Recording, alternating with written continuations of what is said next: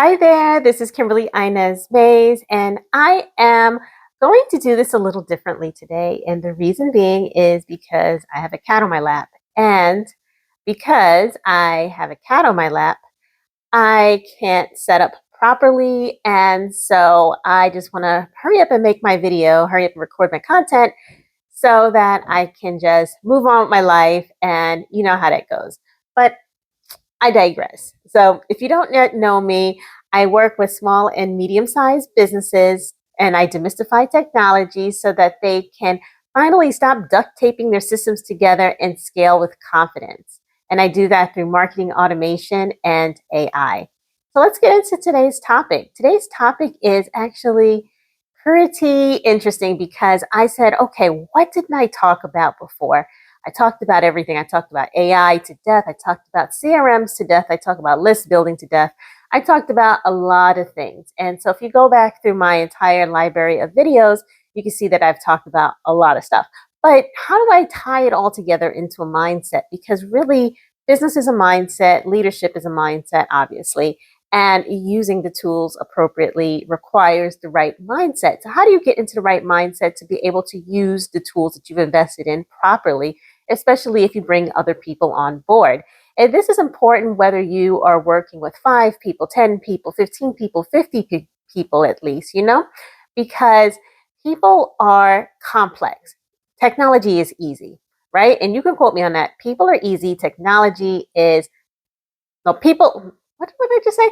I said, technology is easy. People are complex. There we go. All right.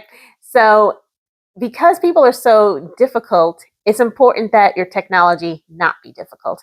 And so that's what we're going to unweave a little bit here today.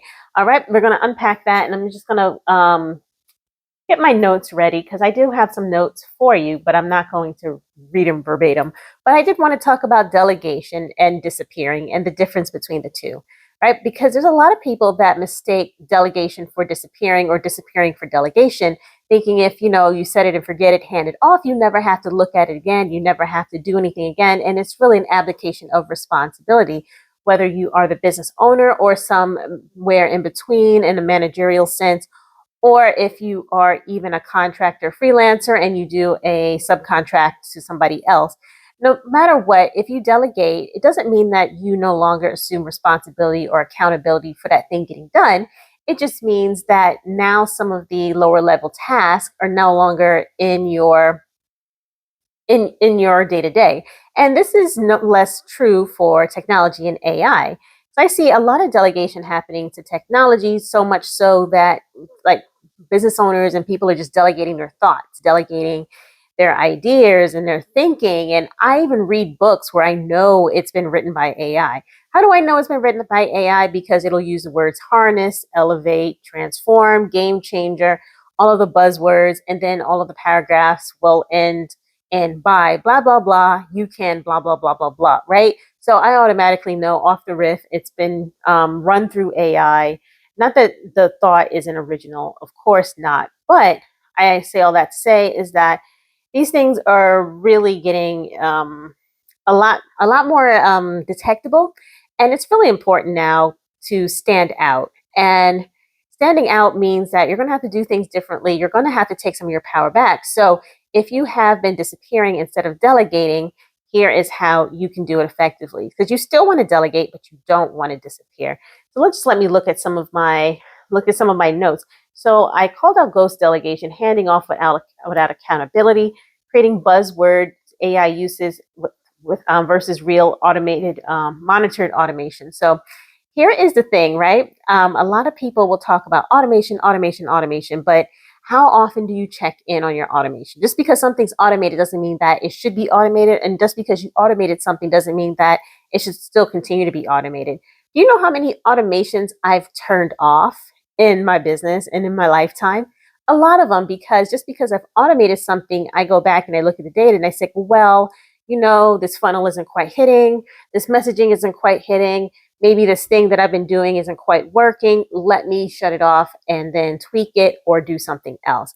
And that is okay for you to do, right? Because you don't want to keep and the same systems that are no longer working, no longer serving your business, you want to be able to evaluate appropriately. And that's where KPIs and metrics really come in. In my last video, I talked about data, and I talked about the fact that data might not be the sexiest or the most interesting topic to talk about. But the thing of it is that without data, you can't make good decisions. And without good data, no matter what automation or AI or what system you use, if you have trash data, it's going to give you a trash output. And ooh, my arm is killing me. Give me 1 second. Ooh, there we go. Let me just rest my hand on something, because then again, this is me holding my phone because I have a cat on my lap, right? So you know how that goes. I'm trying things a little bit differently now. I'm showing up a little bit differently because I just want to create while the spirit moves me. So I talked about that, and then I talked about some of the core problems when people think that they automated when they really haven't. So for example, if you think that you've automated a process, but you're still doing manual follow-ups, then you may not have automated as appropriately as you could have. Or if you think that it's automated and your team is doing it manually, it is definitely not automated. If you're not checking in to see how much time is being spent on a task versus how much time is being saved, then is it truly being automated? And there's a lot of things that you can automate. And I usually say start with the things that are repeatable, start with the things that are time consuming, start with the things that are low level, low hanging fruit, right? Because you don't want to do all of it at once. I like to automate follow ups, invoices, a lot of things that involve money, um, collections, as you could say, right? So you should already automate a lot of payments. I know a lot of business owners, they will manually send invoices, they will manually follow up for things, and this is a time suck. It really is. So if you can have it into your system by contact what they owe when they owe it, then you can also give them a heads up a couple of days before it's due. You can actually do an auto debit if your system allows for it. And you can also do a post due automation if that is something that is applicable to your business. That's something that's super easy to create. You can test it out on a test transaction, see if that works, see if that does it for your business, and then move on, right? And that is something that is not super exciting to automate, but that is something that you can say, all right, well, that is taking up a lot of my time. Managing and keeping up with who owes me what can be draining. And I see a lot of people, they spend entire afternoons and entire weeks for accounts payable. And, that might be something that you would want to delegate to either a person or to a piece of technology. But nonetheless, you can't disappear. So let's say that something breaks along the way, right? You want to ensure that that it is a fluke or a one-off. Maybe the system was down, maybe something happened with that person's card, whatever the case may be. If it's a recurring pattern, you want to shut that automation off, do a post-mortem, see what went wrong, maybe automate just one part of it. So you just want to keep ahead of like what is running continuously in your business, because the last thing you want is to have a system set up that is entrenched in chaos, because at the end of the day, that also plays a part on your brand.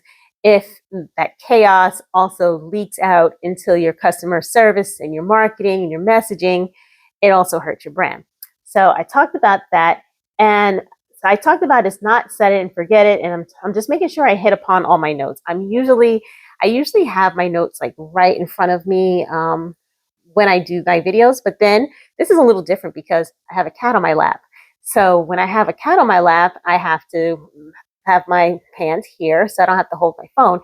All right, really digressing here. I might record this one over if I decide to make it into a podcast, but who knows? This is all organic, right? So deciding what to automate is very important because you want to think impact versus effort. So you want your impact and your effort to be high. Your effort meaning that it takes actually, no, you want your impact to be high and your effort to be low. So the impact of the automation, like like for example, when I said automate your accounts payable, your invoice collection, things like that. You want to automate some of that, but you don't want to spend all month doing it. You don't want to spend all month setting it up. You don't want it to be so complex that no one can follow it, no one can trace it, track it, or measure it. So you want to make sure that the effort is low. If it takes a lot of time, but it doesn't really move the needle for your business, meaning that it's a high effort, low impact, that's not something that you should be automating. And a lot of times people will automate their outreach. A lot of times people will automate some other things that, it takes a lot of effort to set those things up. It takes a lot of effort to set up automated messaging, chat bots, things that sound like your voice. And at the end of the day, you want to measure that in terms of impact. How much is it impacting your business? How much are people actually engaging in something that is written by AI? Maybe it is, maybe it's not. Maybe it's just a shiny object. So you need to compare it against that. I would just get a piece of paper, draw a line down the middle, say, okay, what are the things that are continuously showing up that we need to get off our plate? And then what are the things that we can do really, really quickly?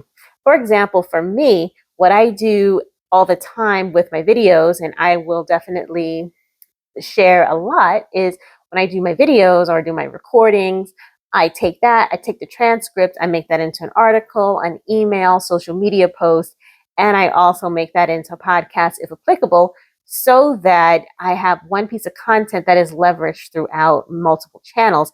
And I do that because that is the best use of my time.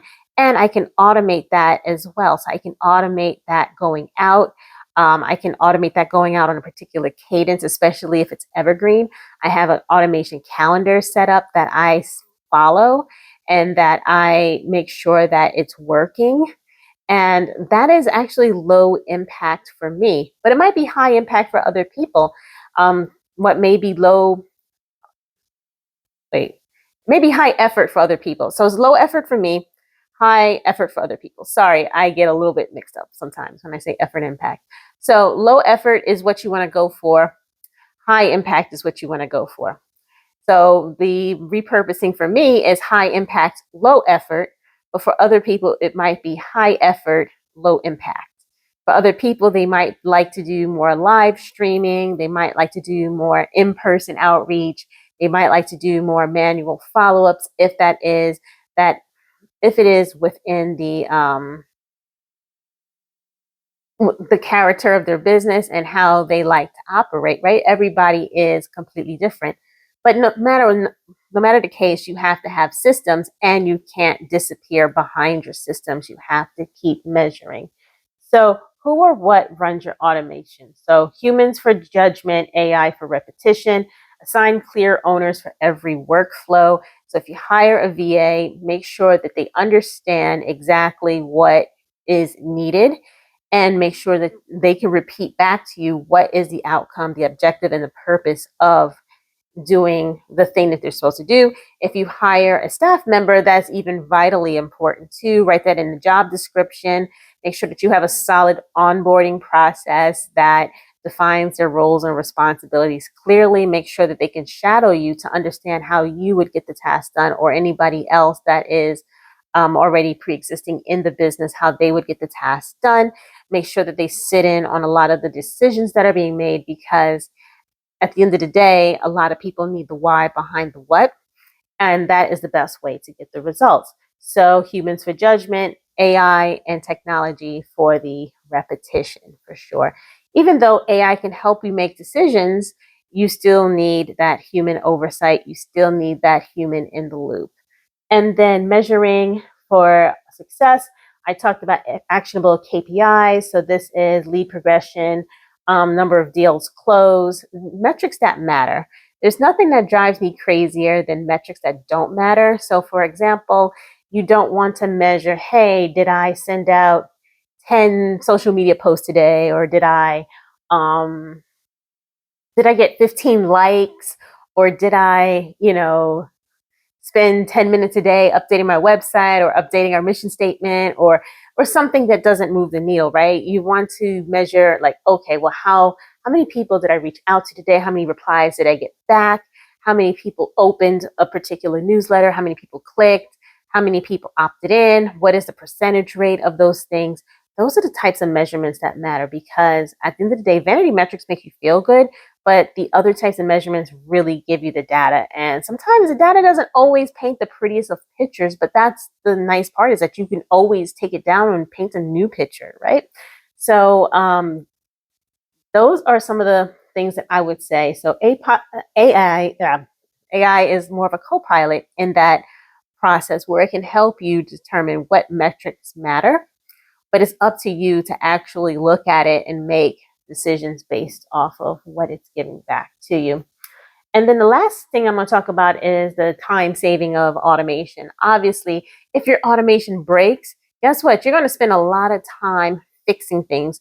And especially if it's an automation that talks to people, sends out messages, a chat bot that goes crazy. I've had chat bots go crazy, not chat bots that I've built, but chat bots that I've used for other businesses. I can tell that they've broken or go haywire a little bit. Broken funnels. I've signed up for things where I've gotten the messages all at the same time. I've seen a lot of things that were automated that didn't quite work. So I say test, test, test, because at the end of the day, if you don't do it right, the automation can actually cause you to spend more time building the thing than it does doing the task manually.